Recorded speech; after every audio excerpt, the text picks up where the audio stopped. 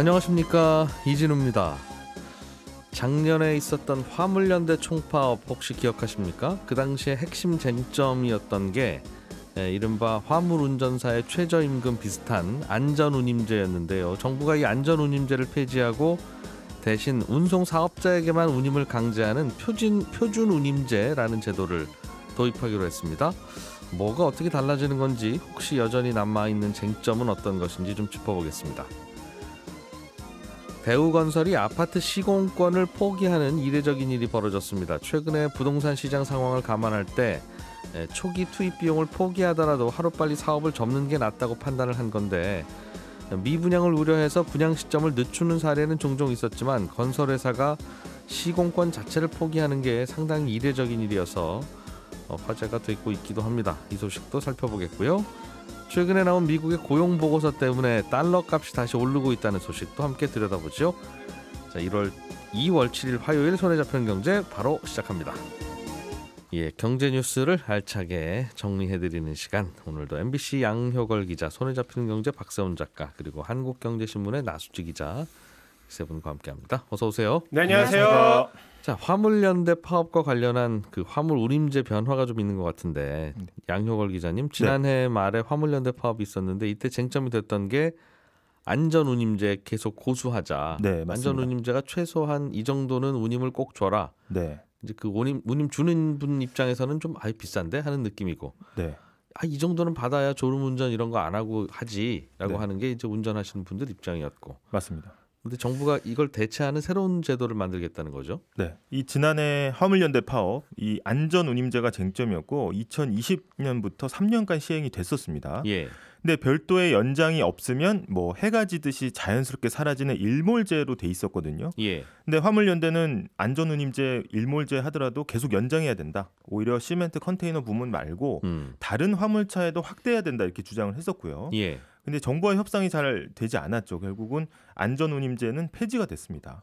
이번에 이제 국토교통부에서 이 안전운임제를 대신할 표준운임제라는 걸 내놓은 건데, 게다가 60년간 이어져 내려오던 업계 오랜 관행 지입제도도 손보기로 했습니다. 그래서 어제 당정 협의가 있었는데 여당하고 이제 국토부 이 자리에서 이 제도를 시행하겠다, 이렇게 밝힌 겁니다. 이제 무슨 내용인지 알아야 이게 이제 옳은 건지 혹은 뭐 다른 문제가 있는 건지를 알 텐데. 맞습니다. 안전운임제를 폐지하고 표준운임제를 도입한다는 건 무슨 뜻인가? 말이 둘이 다 크게 달라 보이지는 않기는 하는데. 맞습니다. 뭐가 바뀌는 거예요? 일단 화물 운송 구조를 좀 간단하게 살펴보면 등장인물이 3개가 있습니다. 예.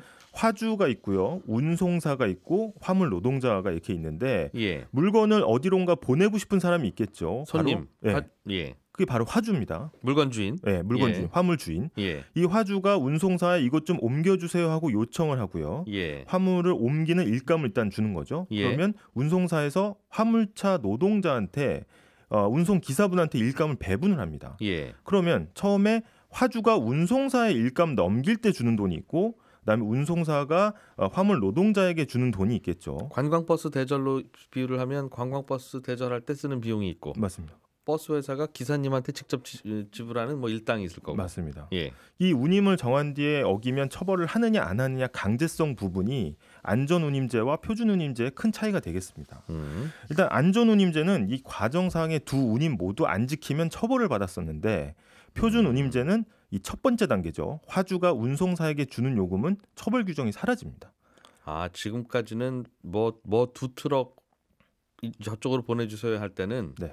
그 요금을 나라에서 정했다는 거군요. 안전운임제라고 해서. 네, 운임위원회에서 정한 대로 그대로 주지 않으면 처벌을 받았는데, 서울에서 부산까지 가는데 이거 이렇게 실어서 보내려면 네. 나라에서 정한 요금을 냈어야 된다. 맞습니다. 예. 요즘엔 트럭 기사님들 좀 남고 수요가 별로 없어서 싸게 해드릴게요. 이게 안 됐었다는 거죠. 수요 공급에 있어서 탄력적 운영은 안 되고요. 예. 근데 이게 이제 처벌 규정이 사라지면서 어떻게 보면 자율로 바뀌는 거고, 아하. 가이드라인만 일단 제시를 한다는 겁니다. 표준 운임제라는 가이드라인을 제시한다는 거고, 다만 운송사가 화물차주한테 주는 운임, 두 번째 운임은 이 표준 운임을 무조건 따르게 돼 있습니다. 이건 강제성을 그대로 유지를 했고요.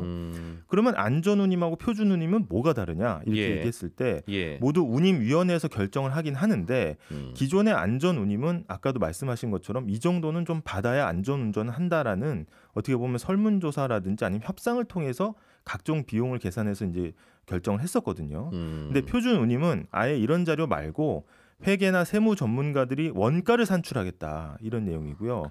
이를 위원회에서 적정한지 한번 따져보는 형태로 결정한다는 겁니다. 그래서 기존에 좀 논란이 됐던 뭐 화물연대 조합비라든지 휴대전화 요금이라든지 세차비 이런 것들은 이번에 원가 산정에서 빼기로 했습니다. 그러니까 과거에는 이름이 안전운임, 네. 새로 바뀐 건 표준운임인데 네. 말은 그게 그냥 똑같이 가격표인 건데 네. 표준운임은 원가를 근거해서 산출하고 네. 안전운임도 예전에도 원가가 이 정도는 듭니다. 네. 화물차 기사님들이 그렇게 주장했던 건데 좀 기준이 바뀌는 모양이네요. 네, 정해봐야 알겠군요. 이거. 네, 정해봐야 알 수 있고 예. 거치게 요약을 하자면 안전운임은 일정 마진을 좀 보장한 형태였다면 표준운임은 어떻게 보면 우리가 이제 최저임금 정하지 않습니까? 오로지 원가. 네, 원가 산정을 하겠다는 거라서 일단 화물 그 연대 측에서는 운임이 상당폭 깎일 거다 이렇게 지금 우려를 하고 있습니다. 그렇군요. 그러니까 최저임금이라고 하는 게 뭐 이 정도는 받아야 되지 않아 하는 개념이라면 실제 그런 개념은 아닐 네. 수도 있습니다만 네. 좀 다른 임금을 정하자라고 하면서 매우 뭐 최저 생계비나 이런 걸 또 별도로 보겠다는 좀 복잡한 개념 같네요. 네. 어쨌든 사실상 자율에 맡기겠다는 거 아닌가 싶은데 네. 그러면 화주가 이제 운송사 일감을 줄 때 자율이 된 거고 예. 운송사가 차주에 운임 줄 때는 기존과 동일하게 정해진 요금 주지 않으면 운송사가 처벌을 받게 되고요. 한마디로 정리하면 화주가 운송사에 주는 운임은 강제성이 사라지고 예. 운송사가 차주해 주는 건 여전히 강제성을 띠고 있는 겁니다. 요즘 식당들이 그렇죠. 사실은 된장찌개 하나에 얼마 받는 거는 식당 주인 자율이지만 네. 종업원에게는 최저임금 이상 줘야 되니까. 맞습니다. 하나는 이제 묶어놓은 거죠. 예. 네. 이 정부 입장에서는 아까 말씀하신 대로 안전운임제가 모든 단계에서 요금이 확 정해져 있으니까 이게 시장 수요 공급에 대해서 대처가 안 된다 이런 거고요. 예. 게다가 안전운임 시행해 보니까 당초 의도했던 이제 교통 안전 강화라는 효과도 좀 불분명하다라는 거고 반대로 화물연대 측에서는 화주들은 대부분 대기업으로 구성이 돼 있기 때문에 표준 운임이라고 말은 하지만 강제성이 없으면 일감을 무기로 가격 후려치기에 들어갈 거다. 이렇게 우려를 하고 있습니다. 예. 교통 안전에 있어서도 화물차 기사들의 이제 운행 시간 등이 뚜렷하게 줄었다. 그러면 과로 등에 의한 사고 위험이 줄어드는 거 아니냐 이렇게 주장을 하고 있습니다. 운송사도 불만인데요. 화주가 운송사에 주는 요금은 강제성이 없는데 네. 운송사가 화물차 기사에게 주는 운임은 강제를 하면 중간에서 운송사만 쥐어짜이는 거 아니냐. 결국 운송 단가는 맞지 않을 거다. 이렇게 지금 반발하고 있는 상황입니다. 그렇군요. 지입제도라는 것도 고치기로 했다는 내용도 있던데 이게 뭡니까? 이 지입제는 사실 이게 개인 화물차주가 운수회사 명의로 영업용 번호판하고 차량을 등록하고 일감을 받아서 운행을 하는 방식이거든요. 지금이 그렇죠? 예, 그래서 이게 일부 차주들이 그렇게 돼 있는데 개인 차주가 돈을 들여서 자기 차를 사는데 명의는 회사 명의로 해야 되는 겁니다. 과거 좀 편법으로 운영되던 게 이제 1997년부터 합법화됐고요. 그 화물차 번호판 권리금 주고 받고 파고는 거 그 말을 맞습니다. 거죠? 예. 근데 이제 정부 입장에서 보면 화물차가 너무 많이 생기면 출혈 경쟁 후 운임이 떨어지니까 정부에서는 영업용 화물차 대수를 제한하기 시작합니다. 예. 공급을 묶어버린 거죠. 그러면 번호판 개수가 늘리지 못하니까 이런 상황에서는 운송회사들이 번호판을 프리미엄을 붙여서 빌려주는 일종의 번호판 장사를 계속해서 했던 겁니다. 이러다 보니까 화물 운송은 하지도 않으면서 번호판만 빌려주고 대당 뭐 한 2-3천만 원씩 받고 예. 매달 한 3-40만 원씩 이제 수수료 받는 지입 전문 업체들이 이제 생겨난 거고요. 자격증 대여 같은 거네요. 맞습니다. 그래서 예. 원래는 일감을 나눠주는 운송업을 해야 되는데 일감은 전혀 손대 안 대고 그냥 번호판만 빌려주면서 이제 영업을 하는 거고 차주들은 일을 하려면 일단 번호판이 있어야 되니까 예. 울며 겨자 먹기로 이들의 요구를 들어줄 수밖에 없었던 겁니다. 이번에 이거는 그럼 없앨 수 있는 거예요? 없앨 수 있는 거면 왜 진작 안 없앴지? 이게 하는 생각이 들고. 네, 업계 관행으로 뿌리 깊게 한 60년 계속이 됐는데 예. 화물연대 측도 이걸 한 20년간 요구를 해온 상황입니다. 근데 그동안 지입업체들이 집단 반발하고 근데 실적을 요구했더니 일단 편법으로 좀 채우기를 하면서 빠져나갔던 건데 아예 이번 정부는 아예 이제 화물 차량 소유자를 기존 운송사에서 차주로 아예 바꾸기로 했습니다. 그러니까 일종의 뭐 차주 실명제를 하겠다는 거고. 내 차 살 때 내 번호판 같이 주는 걸로. 네, 그 번호판이지만 이제 화물차 명의를 일단은 운송사가 아니라 화물 차주가 명의를 갖고 있는 거고 영업용 번호판을 빌리더라도 일단 명의는 차주 쪽으로 가게 하겠다. 네. 게다가 직접 운행 안 하면서 번호판만 가지고 막 장사하는 회사들은 운행 실적을 일단 요구한 다음에 화물차별로 체크해서 운송을 안 하고 있네 실질적으로 하면 번호판 회수하고. 그러니까 전국에 만 대 정도 화물차가 필요하고 더 늘어나면 이건 그 공급 과잉이라고 생각한다면 네. 지자체에서 전국에 10,000대만 그럼 돌아다니게 하자라고 해서 번호판 최초에는 시군구청에서 주니까 네. 지자체에서 관리하면 됐었을 일을 네. 그걸 그냥 다 10,000대를 여기저기 뿌려놓고 너희들끼리 알아서 운영해 라고 하니까 네. 일하고 싶은 사람은 저희 가서 번호판 빌려야 되고 네. 번호판은 귀하고 일하는 사람이 많으면 프리미엄이 올라간 줄 서시오 뭐 임대료 내시오 당연히 이렇게 되는 거겠죠. 네. 정부가 해야 할 일을 민간에다가 알아서 규제는 하면서 알아서 하세요 하니까 이런 일이 벌어졌던 것 같은데. 네. 그래서 이번에 이제 운행 실적 안 나오면 이제 이거 회수해서 차주들한테 재발급하겠다 이런 입장이고요. 뭐 세무조사 얘기까지 어제 나왔기 때문에 의지는 강한데 일단 표준운임제나 지입제나 뭐 개선이나 모두 법 개정 사항이라서 국회 통과가 관건이고요. 일단 야당 입장에서는 현재 표준운임제는 반대 입장을 보이고 있어서 일단 난관이 좀 예상이 됩니다. 이게 다 생각해 보면 이 업계에서 생기는 문제가 아니라 더 좋은 일자리가 다른 곳에 없으니까 화물운전 하려고 몰려드는 분들이 많고 그러다 보니 일감은 정해져 있고 화물운전 하려는 분들이 많으니까 그 안에서 어떻게든 서로 이제 생존하려다 보니 이런 제도도 만들고 저런 제도도 반대하고 그러는 것 같은데. 알겠습니다. 그런 구조군요. 나수지 기자님이 준비한 소식도 굉장히 업계에서는 이례적인 일이 벌어졌다고 평가를 하던데 대우건설이 울산에서 아파트를 짓기로 약속을 했다가 포기를 했다는 건데. 네. 이 대우건설이 사실은 건설업계에서 대략 한 5손가락 안에 들고 우리한테는 또 아파트 프로지오 브랜드로 익숙한 곳인데요. 근데 이 대우건설이 앞으로 분양시장이 많이 얼어붙을 거다 이렇게 생각한 나머지 당장 한 수백억 대의 손해를 감수하더라도 아파트 사업장을 소위 손절했다. 이것 때문에 조금 깜짝 놀란 뉴스였습니다. 무슨 일이 벌어졌던 거예요? 이게 시간 순서대로 처음으로 돌아가면 2년 전에 대우건설이 울산 동구에 주상복합 아파트를 짓기로 합니다. 한 640세대 정도 되는 단지인데요. 계약은 이제 건설 사업을 총 지휘하는 시행사와 맺었죠. 근데 대우건설은 이 아파트 지어주고 정해진 공사비를 받기로 했습니다. 뭐 사업 주도할 시행사도 있고 아파트 지을 시공사도 찾았으니까 이제 땅을 사야겠죠. 그래서 시행사가 금융사들 이곳저곳 해서 총 한 1,000억 정도를 빌렸습니다. 그리고 이 중에 절반 좀 안 되는 440억 정도는 대우건설이 빚보증도 섰고요. 땅 사는데 1,000억 드는데 내가 이 땅 사면 너희한테 공사를 맡길 테니 당신들은 큰 회사니까 보증을 좀 서줘라. 내가 서줄게. 나한테 일감 꼭 맡겨. 하는 거였겠죠? 네, 맞습니다. 그래서 우리가 보통 부동산 지을 때 돈 들어가는 거 이거를 총 빌리는 걸 프로젝트 파이낸싱, PF다 이렇게 얘기를 많이 하는데 사실은 PF 안에서도 단계가 조금 나뉩니다. 그러니까 이렇게 아파트 지을 땅 사려고 돈 빌리는 게 1단계 대출이고 이후에 아파트 지어도 된다. 인허가를 받으면 이제 땅 사려고 빌렸던 돈 그리고 건물 올리는 데 들어가는 돈 이거 합쳐서 더 큰 돈을 빌리는 이 본격적인 2단계 대출을 시작을 하는 거거든요.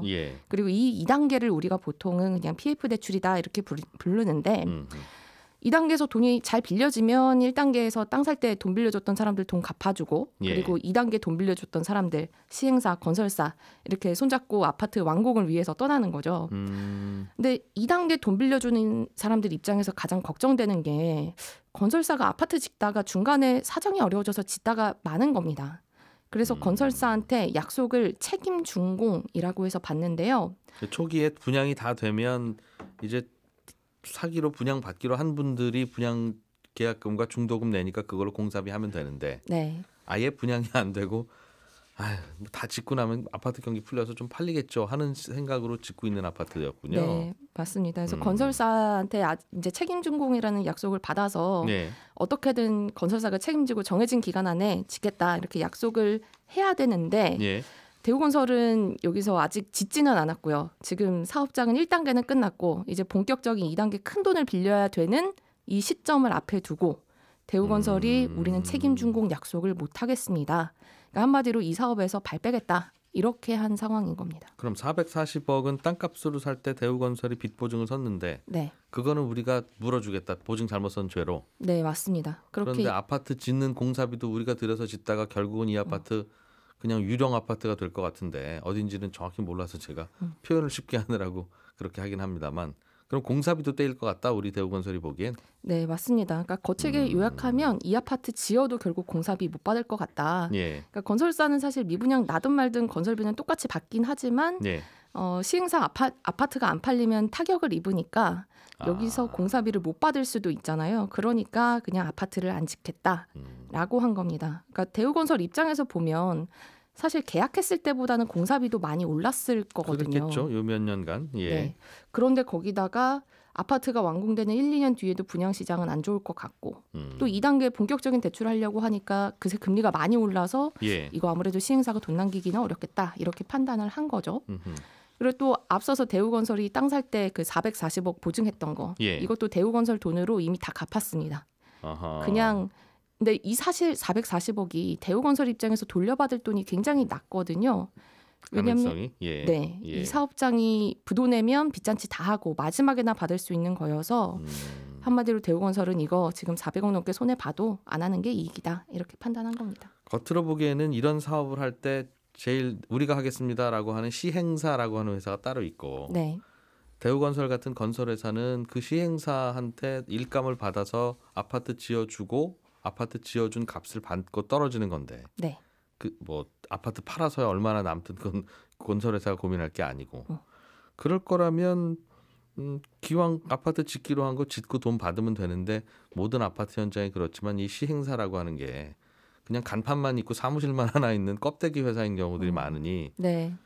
돈은 우리 돈으로 외상공사를 하는데 이거 누가 갚아줄 거냐 하는 그런 느낌이라는 거죠. 네, 맞습니다. 그래서 대우건설이 시행사한테 돈 조금 더 집어넣어라. 아무래도 이거 부실해질 것 같다라고 예. 요구를 했는데 이게 안 받아들여져서 결국은 이렇게 사업에 발을 뺀 겁니다. 그렇군요. 그러면 이 아파트는 아예 이제 착공도 못 하는 거예요?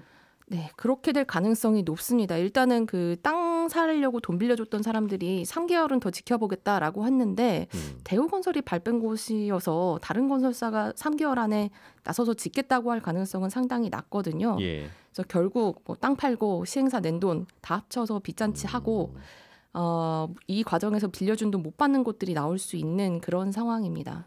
결국은 이 이제 프로젝트 하시는 분들한테 땅 주인들만 비싸게 잘 팔았네요. 네, 대우건설이 보증을 서준 그 같은 곳들은 예. 그나마 아유 다행이다, 우린 잘 빠져나왔네라고 생각할 수도 있겠죠. 네. 그렇군요. 네, 이 뉴스가 사실은 조금 의미가 있는 게 지금까지 PF가 걱정이었던 이유는 금리가 너무 빨리 오르면서 PF까지는 돈이 미치지 않는 거, 돈이 돌지 않는 게 문제였는데 앞으로는 미분양을 걱정하는 건설사들이 발을 빼면서 이 PF 시장이 조금 더 어려워지는 이런 문제들이 늘어날 가능성이 높아서 이게 좀 걱정인 뉴스입니다. 지금까지는 땅만 사면 그 다음부터는 건설회사가 착공은 하고 건설회사 돈으로 지으니까 어찌어찌 돌아는 가는구나라고 해서 돌아가던 아파트, 대한민국 아파트 현장에 네.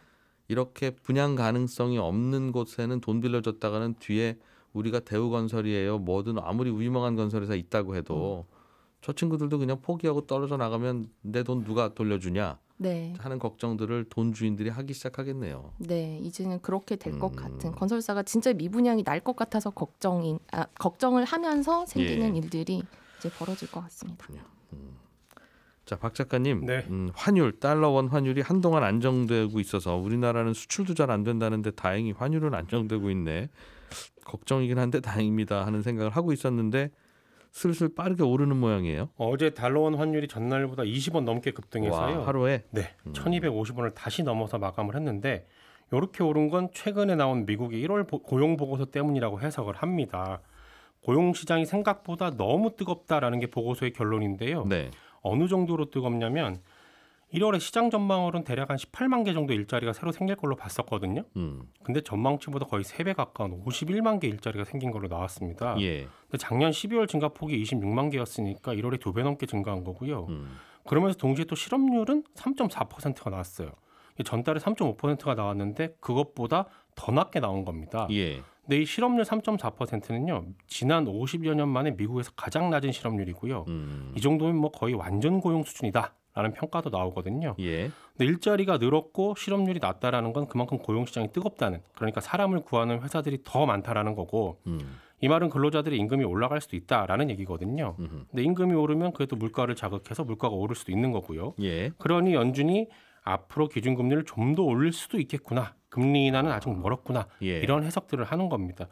미국 국채금리도 한동안 내림세였다가 고용보고서 나오고 나서 바로 다 오름세로 전환을 했거든요. 그러면서 환율도 좀 올라간 걸로 해석을 하고 있습니다. 그렇군요. 물가가 좀 잡히나 했더니 네. 야, 미국 경기는 여전히 뜨겁네. 네. 하는 생각을 할 만한 지표가 나왔다. 그렇습니다. 미국에서도 1월에 갑자기 왜 이렇게 일자리가 많이 생겼어? 라고 네. 다들 전문가들도 좀 의아해 하더군요. 그렇습니다. 그래서 결론부터 말씀드리면 이렇게 늘어난 이유는 예. 모르겠다가 현재까지 나온 결론인데 왜 이렇게 많이 늘었는지. 네. 그럼 11월, 12월이 미국 쇼핑 시즌이에요. 추수감사절도 있고 뭐 크리스마스까지 있으니까 네. 고객들 주문이 폭발하거든요. 그러면 가게에서 급하게 임시 노동자를 고용을 합니다. 아르바이트라도. 네. 예. 그러다가 1월이 되면 해고를 하거든요. 그게 보통의 관례였는데 요번에 이러는 걸 보면 그런 관례가 깨졌다라는 해석도 나와요. 왜냐하면 코로나 때 사람을 한번 해고해 봤더니 다시 고용하는 게 너무 힘들더라. 이렇게 예. 생각하는 가게 주인들이 늘었다라는 해석도 있고요. 코로나 상황이 나아지니까 아이들이 다시 유치원에 가는, 그리고 학교에도 가는 그런 상황이 발생을 하잖아요. 엄마 그러다 아빠들이 보니까 이제 그럼 학교 보내고 출근해도 되겠다. 그렇습니다. 그리고 물가가 오르니까 돈을 좀 더 벌어야겠다라는 해석도 있고요. 그렇게 해서 근로자들이 점점 쏟아지면 실업자도 많아지고 해야 되는데 네. 그렇게 저 일을 좀 하게 해주세요. 일하고 싶어요 하고 나오는 근로자들을 속속 다 고용주들이 고용하더라. 예, 지금 고용하고 있는 그런 상황으로 보입니다. 그리고 엊그제 나온 거는 전망치라서 사실은 예. 한 달 뒤에 나오는 수정치에서는 여러 가지들이 좀 조정이 될 텐데 아마 그때 크게 바뀔 수도 있다. 그래서 이 지표만 봐서는 안 된다. 이런 해석들도 나오고 있습니다. 그 통계를 급하게 1월 달 지나간 지 얼마나 됐어요, 사실은. 네. 지금 2월 7일이고 이거 발표된 게 2월 3일이니까 네. 그냥 급하게 집계한 건데 네. 그러다 보니 미국 통계는 또 한 달 지나면 그때 1월 달에 많이 증가했다는 거 네. 계산 다시 해보니까 아닌데요? 그런 하는 경우도 식으로 있습니다. 그럴 수도 있습니다. 수정 발표를 많이 하니까 그렇습니다. 에이 설마 수정 되겠지? 뭐 이런 시각도 좀 있는 모양이거든요. 그렇습니다. 아무튼 이 1월 보고서를 이제 그럼 파월 연준 의장이 어떻게 해석할 거냐가 이제 시장의 관심인데 예. 뭐 사실은 시장도 모를 일이고 파월 연준 의장도 지금 어떻게 할지 갈피를 못 잡고 있는 게 아닌가라는 예. 생각이 들게 하는 뉴스고요. 아무튼 올해도 작년처럼 미국의 기준금리 향방을 두고 이런저런 해석들로 좀 어질어질할 것 같은 생각이 드는 뉴스였습니다. 참 이렇게 경제 엑스레이를 찍었는데 판독이 안 되는 네. 계속 몇 달간 처음 보는 엑스레이인데요. 네. 이제 이런 반응이라는 거죠. 예, 저는 내일 아침 8시 30분에 다시 찾아와서 인사드리겠습니다. 이진우였습니다. 고맙습니다.